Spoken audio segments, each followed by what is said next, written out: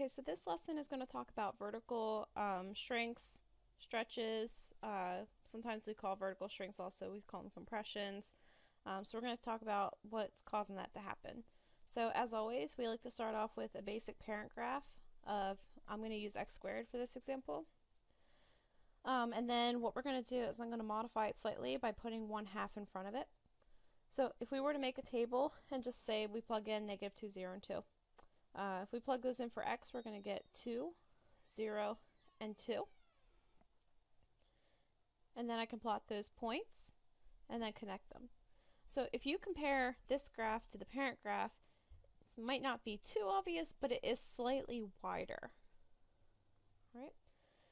And then the next graph, I change it to a 1/3 in front of the x squared. So if I pick 3 points like -3, 0, and 3, and I were to plot those on the coordinate plane and connect them, this graph is even wider than the second graph.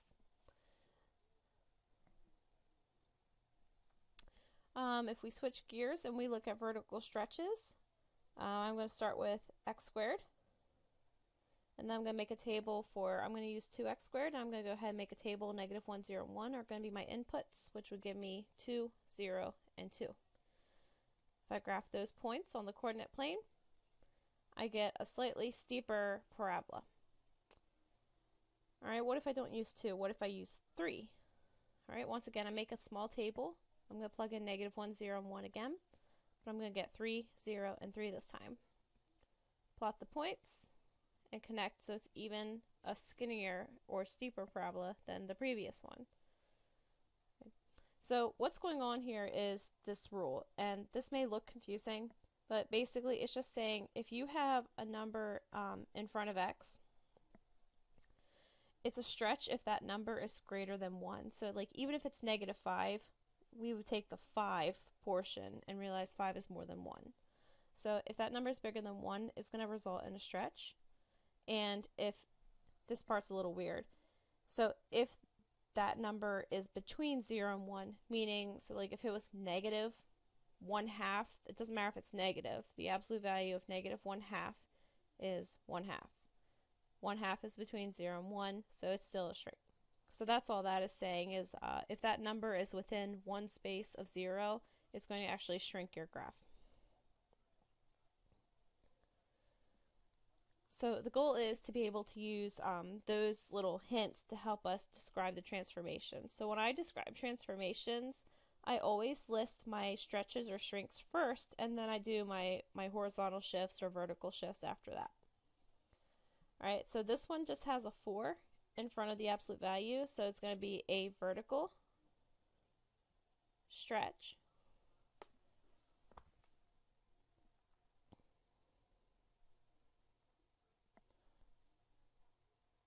by a factor of 4.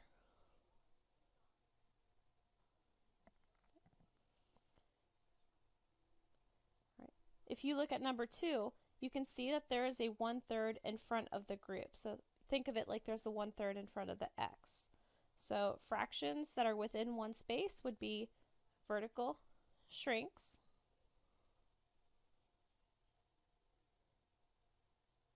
by a factor of 1/3. And that's the first translation, or excuse me, transformation. And then we have a -1 in the parentheses, and we talked about in our previous lesson that that means we are shifting to the right one space. Number 3 is exactly like this, except we're going to be shifting left. So again, vertical shrink. I'm going to write BFO by factor of 1/3. So that's the first transformation. And then the second one is we would go left 1. I'll jump around here. I'm actually going to jump to number 8. So we have 5x cubed, so it's a normal cubic. The number that's in front of the cubic is greater than 1, so it's going to be a vertical stretch by factor of 5. jump down to number 10. Okay, we have quite a bit going on here. So it used to just be square root of x, and now it's got all this extra stuff in with it. So the first thing I want to do is identify stretches or shrinks. I have a 1/3 in front of my x. So I'm going to have a vertical shrink again.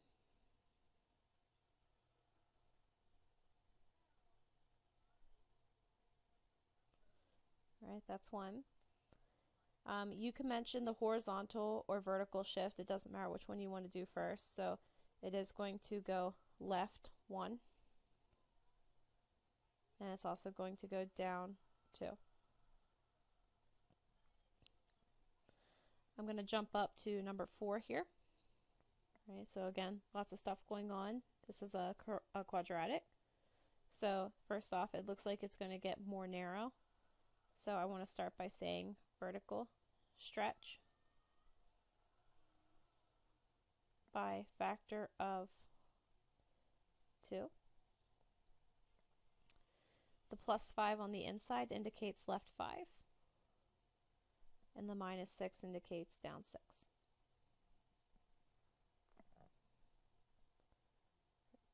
Number 5 may look a little tricky, but keep in mind that's the same thing as writing this.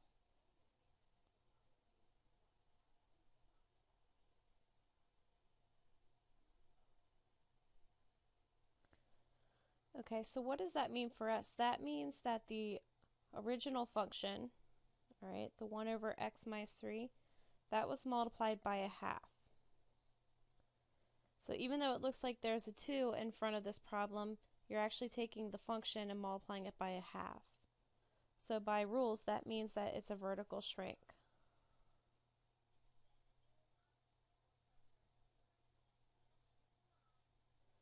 So this graph should be less steep than if you were to graph 1 over x minus 3. This graph would be a little bit less steep.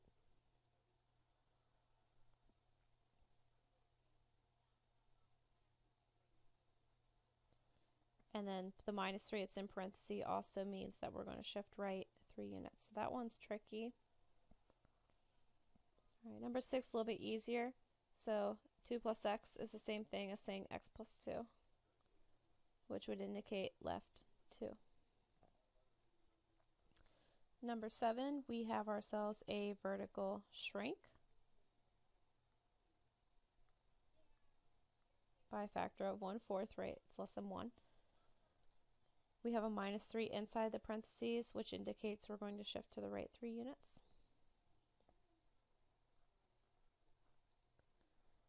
And then last but not least, number 9. Notice there's a 3 right in front of your square root, so that's going to be a vertical stretch.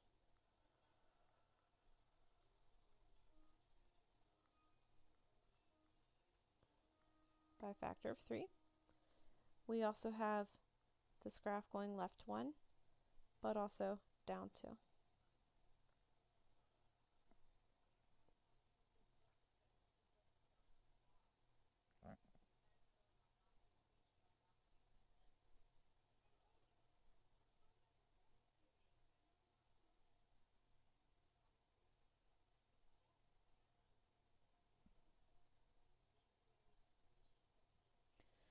Alright, so order absolutely does matter whenever I give you a word problem and you're trying to write a rule for that problem. So if f of x is x squared, so just a normal parabola, write a function g. So you're going to write yourself a g of x function. Right, and you're always going to set it up as such. And I always put in what we're starting with. So we started with x squared. So it tells you this thing gets shrunk by 1/6. Okay, not a big deal. You just put 1/6 in front of x squared. And then it shifted down 4, so very simple. We tack on -4. Okay, so this one's actually, I think, a little bit easier. However, in letter B, notice the shift down 4 is actually mentioned first. So normally I would write my g of x. Started as x squared. Down 4 means -4. But then here's the catch. You need to vertically shrink this whole graph. So not just the x squared part, but the 4 as well. All of it needs vertically shrunk by 1/6. So what you have to do is put the whole thing in parentheses and then put the 1/6 outside the parentheses.